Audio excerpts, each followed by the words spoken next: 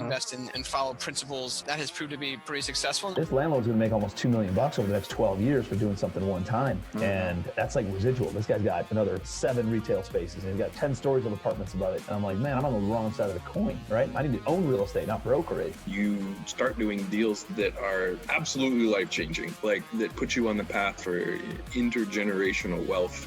Welcome to the Real Estate Home Runs podcast. I am your host, Luis Vanderhorst. This is a podcast for busy professionals who want to learn about passive income producing strategies that have helped others crush it in the real estate world. Whether you are a new or seasoned real estate investor, this is the podcast for you.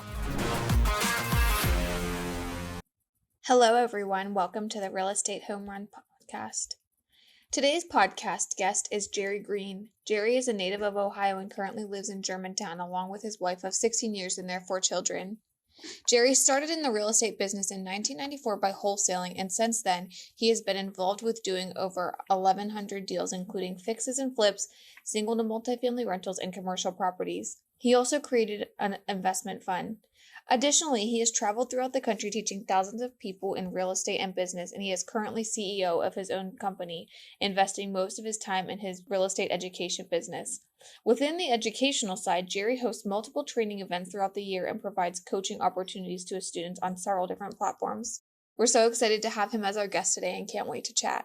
Welcome back, everyone, to the Real Estate Home Runs podcast. Today, we have an exceptional guest. Jerry Green is a real estate investing educator and coach. And I feel like major misconception that some people have is that real estate is just a realtor. And then there's an investing side that opens up so many opportunities, so many things. And there are different pillars in the investing side. 100%. And Jerry is really good when it comes to acquisitions and processes. So today we're going to spend some time talking about that. And I'm really excited to have you here, Jerry.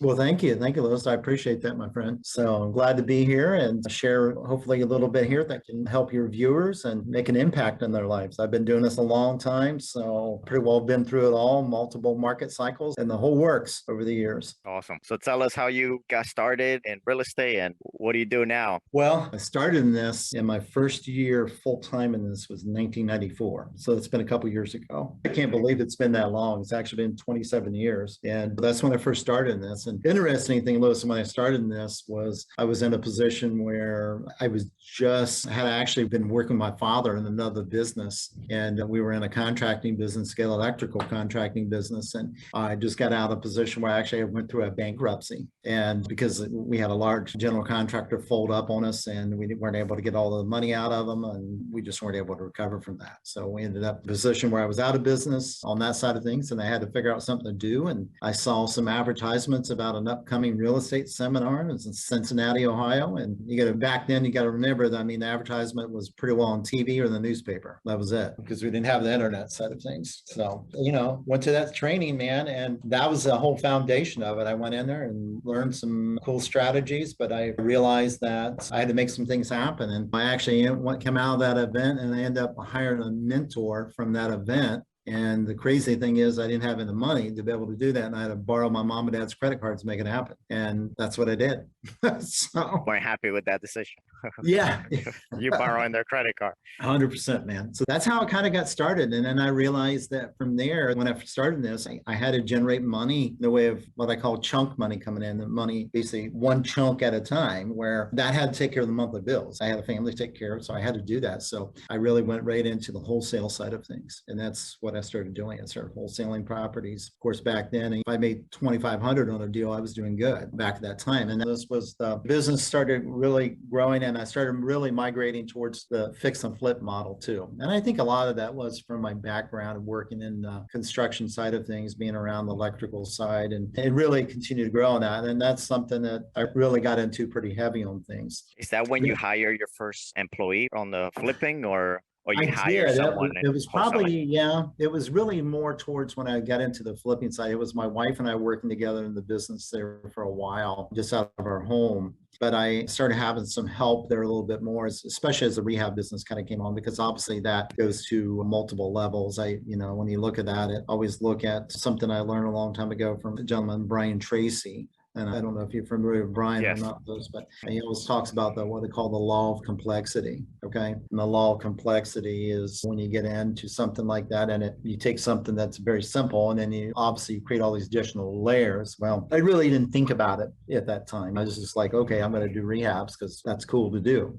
Okay. Mhm. And there's more money on that. So not really thinking about all the different levels that we were adding to it. But then I realized I couldn't do it all myself. So I had to have somebody help on things. And as that grew out, I got to the point where we were doing a lot of renovations. We were doing multiple deals at once. And that's really how it started working too, with like private money from people. And that was a big part of it too, is working with private capital, because that's where I had to get the money from for these renovation deals, the buy and fix and flips. So that continued to grow. And then I got to the point where I realized that I could take this to any level I wanted. Well, my wife and I were working together in the business. And I don't know if you know some of my story there, Louis, or not on things, but enrolling into the year 2000, wife and I found out we were having a baby and we were super excited on that side of things. And we ended up going in a position where she went into labor early. We had to be in a position where she was having problems and we had to induce labor, and it went into multiple, from there, my friend went into multiple complications.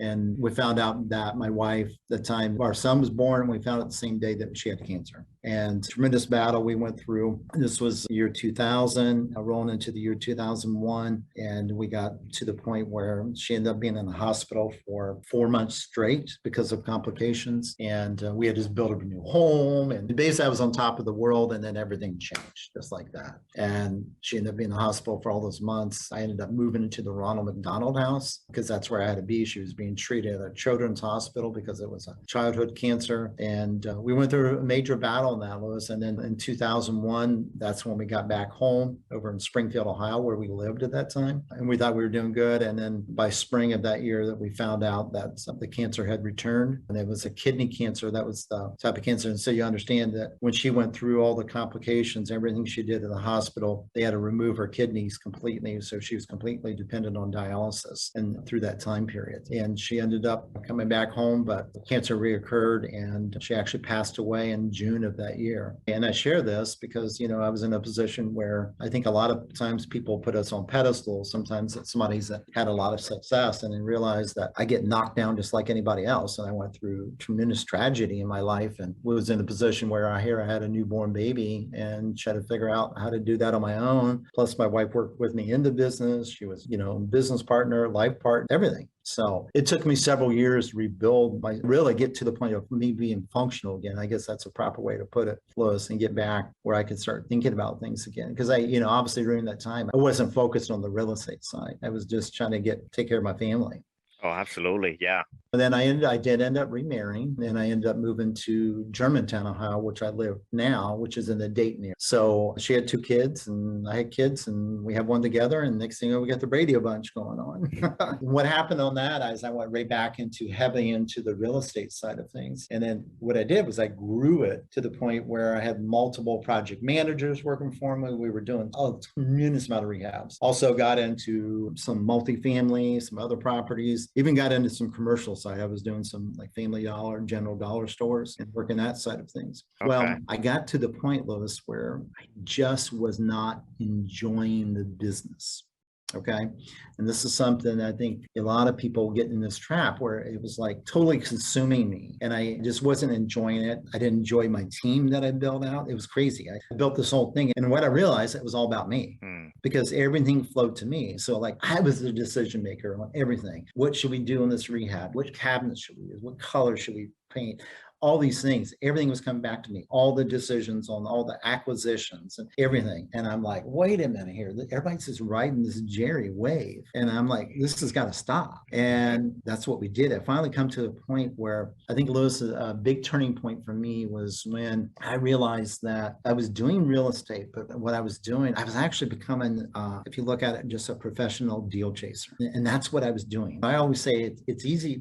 Actually, what I did was I drew a line down the center of a piece of paper and I said, okay, one side's real estate And it's easy to get into real estate and be caught up into that. But what's on the other side of the paper was something I really was never focused on, and that was business. I wasn't building a true business out of it. And so I had to start looking at that. And when I started looking at that, I said, okay, I can turn this into a business. I mean, it'd be no different. We were in the cell phone business. Okay. It's like, let's create this as a business, put all the components in that a business has, and let's put in, operations. Let's have the overall systems in place, and let's start putting some processes. And then you can make some more hires. But even if you don't have really a team built out, start looking at building the business right away. Because I think that's a big mistake a lot of people do. What they do is they push that off, and they push that off, just like I did for years. So what I did then, I started looking at lists, and I said, well, wait a minute, really, real estate is nothing more than a product, okay? Like any other business. So why can't I just create a business and then basically run the product through it? And if I set it up right, the cool thing about it, it really has no end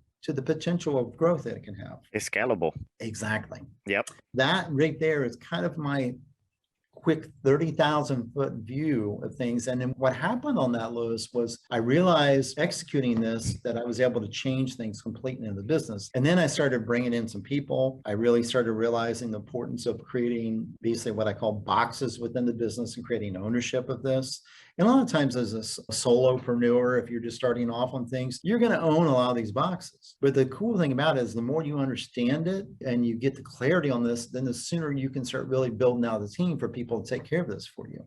Okay. But without the clarity and without the visual of that, it's hard to do that sometimes. And then we started building that out. And now, many, many years later, it allows me to truly work as a CEO of the business. And one of the big things I do, as you know, is I spend a big chunk of my time helping others because I educate people in this business. I train them through like my systems and ops training, as well as like my acquisitions training. So that's what I spend my time on. And my team executes on the real estate side. And how big is your team now? So our team is broke up. I have a CEO, Ashley, who runs the organization. Okay. And an interesting thing, she started as an assistant for me almost 9 years ago. Okay. Wow. And yeah, so it's cool. So I think that's really important for people to see that. And I also think this is really important for a lot of ladies in the business, that this is very empowering, that you can go to all these different levels. Okay. And especially in a male dominated industry. Yeah, 100%. Hugely male dominated. Yeah. 100% on that. But then I have an acquisitions team. I have set up where we have a transaction coordinator. We have a dispo side. We have obviously some assistants on that side of things. And we have virtual assistants that help a lot on the processing of marketing. And we maintain, I think it's a team about 7 people, that 7 or 8 people, varies a little bit on things, plus our VAs. So overall, probably a team of about 10 total. Okay. Between VAs and some part-time help and stuff like that. But the cool thing about it is this team now operates on a daily basis without me being involved in the operational piece. They run that. Okay. And by doing that, what that allows me to do, it allows you to, like you said earlier, you can truly scale this out and you can make it a true business. A true business should operate with or without you. And that's really where you get into, because if you're in the position where you always have to be there all the time, you might have as a small, like really solopreneur that you're working in this business. But the true key is getting to the point, working more what I call above the business and letting that business function and grow. And then you're supporting it and bringing the good ideas to the table. And what's funny, Louis, so many people, they get into this, well, I don't want a team that big. You don't need a team that big. Yeah, I mean, literally, you could have 3 or 4 people and still do probably right around $1 million a year in this business. Unlimited potential in that, but you just got to set it up right. Yes. And that's one of the biggest things that I've learned, and I share with so many of my students, is like, a lot of people ask me all the time, what would you do different if you started over again? And I always tell them, I said, don't prolong the opportunity for growth in this. Don't think for a minute that you're not don't push this off, that you're in a business. Set it up right from the beginning. If I would have done that, it could save me so many years, man, of heartache and everything else, because a lot of people get caught up a little into the whole grind mode, grind. And deal chasing. Yeah. And that's the only thing. Get that grind out of your head and focus more on growth. Yeah, you're going to work hard in the business. Absolutely. But there's a point in time where you got to realize that working hard and grinding is a different thing, because grinding after a while becomes a choice. Okay. Because as you That's start good. to grow this, what happens is people get caught up into that and they think the grinding is the thing to do. And they think it's a cool thing to do when really it's the dumbest thing you can do. You got to get to the point where you realize that, okay, I'm busting my butt right now and I'm grinding it right now, but I get, 6 months from now, can I get this to the point where I can make my first hire? Absolutely. Why wait? Yep, that's good. I love how you share about your background a lot. It makes me, or it reminds me of the iceberg. People just see the little tip of the iceberg and miss everything that's underneath that. Oh, Um, 100%, man. and being faced with life situations like the ones you experienced with your ex-wife, and it's like those moments when you know that could happen at any time, that you may lose that loved one, it forces you, I feel like, to cut out the junk and be more purposeful. And it seems like that projected in your business as well, where you said it just grew and you were able to scale and now be able to do this Absolutely. and But train others to do the same. And it's so interesting to listen to all this. It's like I spent a lot of years doing it the hard way. Okay. A lot of years. And that's one of the big reasons I train people now today too. It's like you realize it is hard work no matter what. You know that in any business. But the thing is, you don't have to make that a prolonged thing. Okay. Like I said, it comes to a point where grinding is a choice. That's the thing that I think most people struggle with, because I see this a lot with even small contractors and stuff. They go out there and they start a furnace business or plumbing business. And then you see them 30, 40 years later, and they're doing the same thing. Okay. They're constantly grinding in it and it's not stopping on that. And they made a conscious choice to do that versus at one point saying, wait a minute, why don't I just make this into a real business that that way, if I go away for 2 or 3 weeks, it still operates. Okay. So that's a conscious decision to do that or not do that. And what most of the time, what it comes down to, people get addicted to the grinding. I'm curious to hear your answer on this. And right now we're seeing it that everywhere around the nation, businesses are hiring. How do you find those talents and people that you're like, you know what, I want them on my team? How do you go about that? I mean, that's a great question on things. And look, it's actually gotten better for us here recently.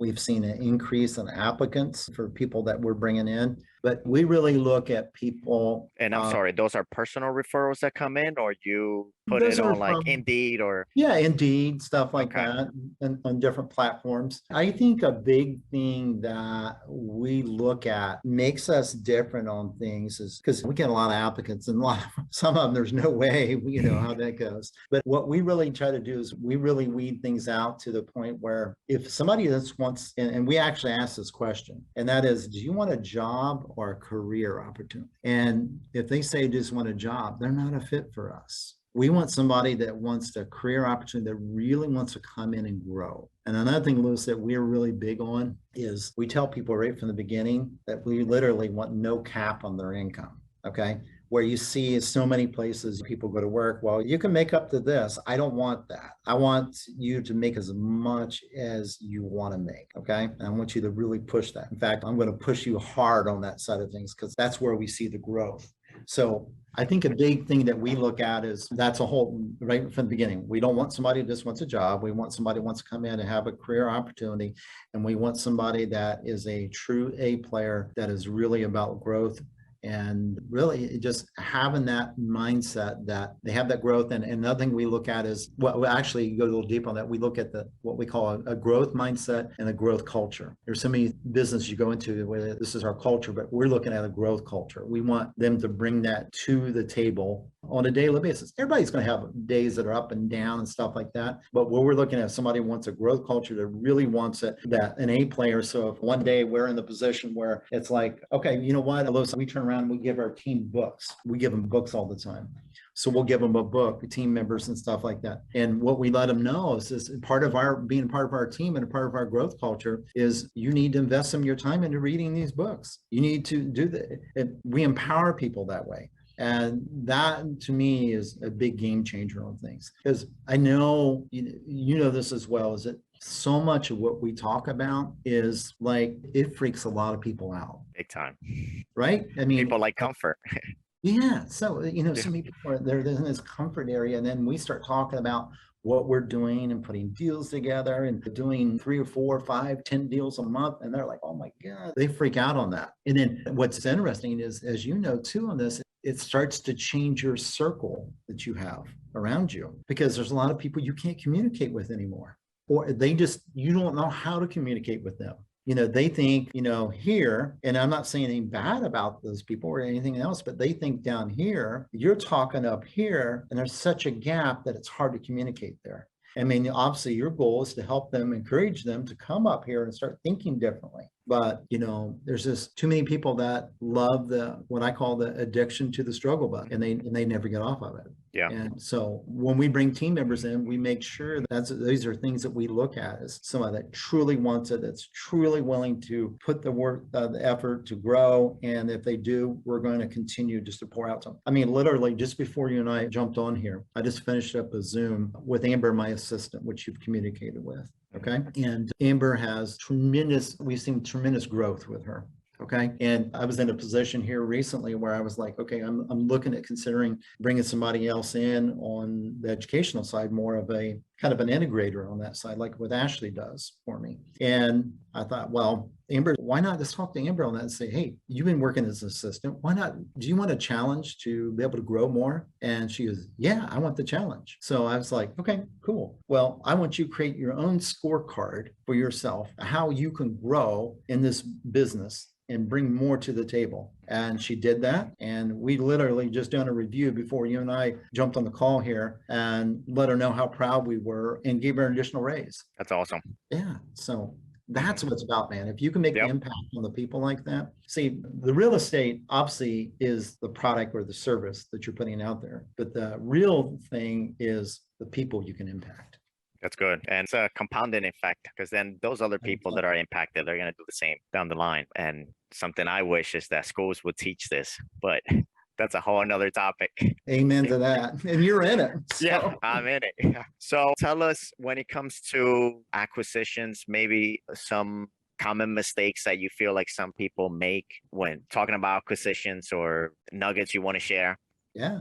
I think, the big thing on acquisition, I see all the time in this, and remember, we hire people coming into workforce and acquisitions. I think probably top of the list is everybody thinks they're the best salesperson. Okay. So what happens is when they come in, they say, hey, I've done car sales, I've done this, I've done that. And what they realize in a very quick time frame, that this is a different ball game, and that we're dealing with a whole different level of things. And what that comes out of it is you think you've done sales, but you've really never learned a true sales process. So that's what, to me, the number one thing is really the sales process side of things, that people have to understand that. So no matter what you do in this business, I don't care if you're buying a hole, fixing, flipping, whatever it is, wholesaling, it doesn't matter. You got to be able to buy the property. You got to be able to put the deals together. And it comes down to understanding that a sales process is key. You will maximize your results if you do this. And another thing too, I tell people, the difference of somebody working a sales process versus not working the sales process, if you're just a salesperson alone, is the difference of probably making $50,000 a year to $250,000 a year. That's what it comes big down difference. to. Yeah. So that's an important factor on that. So that's a really big one there, is realizing you have to work a sales process. And of course, a lot of questions come from that. Well, what do you mean on the sales process? Well, the sales process is basically set up that you follow the same process every time you talk to a seller. And it's a set system that allows you to go through and be able to speak to a seller. And ultimately, the goal is to help them out of their problem and create a solution for them. And by creating that solution, you create a win for you and you create a win for them. See, that becomes repeatable. Versus, Louis, what a lot of investors do is they just go out there and they don't have any sales training. I understand. That's why I started with it too. But they go out there and they just get into this business of just making offers. It's like, okay, I'm going to make an offer to you, and you give off, that's not what it's about. Okay. In fact, we preach on our team not to make offers. We create solutions, not offers, because anybody can give an offer. That doesn't make you unique. Creating solutions for people makes you unique. And that's where you're able to then help more people. By helping more people, you create more conversions. That's good. Like the one example that just comes to mind is like the price can make sense for them, but if they're worried about how they're going to move all their things or their belongings, what's going to happen to that? And you're not coming up with a solution for that. Yeah, Someone 100%. else may get the deal. Right, absolutely. And Yeah. that's what sets you apart. And in fact, what's funny is a lot of times once you start doing that, Liz, you'll find out that a lot of people will work with you and it doesn't really matter about price so much because they work with you because they like you and they trust you versus other people are constantly they get into a game of like, well, here's my offer. Am I the best offer? Or, or am I the highest? And we've worked with many people that said, well, you weren't the highest number, but we liked you the best and we feel more comfortable with you. That speaks volume. Yeah. So what are 3 things that have helped you hit real estate home runs in your life? Oh, wow. I would look at probably, well, number one, definitely on the sales side, having a sales process without question. That's definitely one of them. Another one was realizing the clarity, what I was sharing with you a few minutes ago, that there's a big difference between running this as a business or just being out putting deals together, chasing deals all the time. So that the reality that this is a business and it's scalable. Okay. And then I look at the third component, really probably the third thing I look at on this was really, it comes down to me, you got to put people first. Yeah, you got to put people first on this, whether it's on your own team, clients you work with. And if you do that, you're going to come ahead one way or another. I mean, you're still going to have hiccups. You're still going to have frustrations, but you're going to come ahead. Last question. What does a typical day look like for Jerry or an ideal day? Typical day is, as you know, my friend, I had been sick here recently. And I saw that. yeah, had COVID and all that. So no fun. But, typical day on things for me is pretty well that I get going in the morning. I typically do a routine on that side of things. I'm studying some, I'm doing some meditation, I do some reading and really getting my mindset first for the day. This is kind of another thing I told you about more with Brian Tracy. He always says the first hour of the day is kind of the rudder for the day. Okay. So, investing in that. So that's a big thing I look at on that is really try to focus on setting my mind right for the day. And it comes down to creating a routine on that. And then from there, once I get that set on things, my real thing is I communicate with my team, but it's more in the communications of checking on numbers, things like that, to see how they're doing. And then my big portion of my day now consists of constantly thinking of ways that I can help grow my real estate business more, make a bigger impact on my team there and my students I work with. And that's a lot of times that's my day. And that's what I focus on things.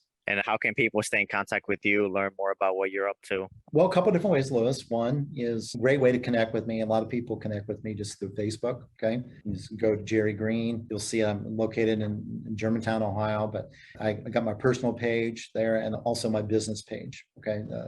And you can connect with me as well on that. Either one of those. Instagram, the Jerry Green. And go to there and follow me on Instagram, or you can go to my website, and my website is thejerrygreen.com. And you go in there, there's a lot of free videos, links I have in there for like YouTube videos I have. And you'll see that you can go to my YouTube channel from my website. And also I have some different services we provide on there to help people out in the business. But yeah, anytime anybody needs anything like that, just feel free to reach out to me and just shoot me a message. And I love helping people out, love making an impact.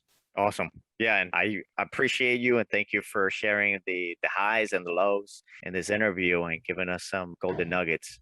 You bet, my friend. Glad to do it, Louis. Take care. You. All right. Bye-bye. We hope you enjoyed this interview and got some value out of it to help you in your real estate investing journey. If you can take just a minute, please do us a favor and leave a review. Hit the like button on iTunes or whatever platform you listen to our podcast on, and subscribe so you can hear future episodes. Also, don't forget to check out our Real Estate Home Runs Podcast Community Facebook group, where you are able to connect with some great listeners. If you're an investor who is crushing it and want to share some information centered around passive income in real estate, please contact us. Hit those home runs, and we will see you next time.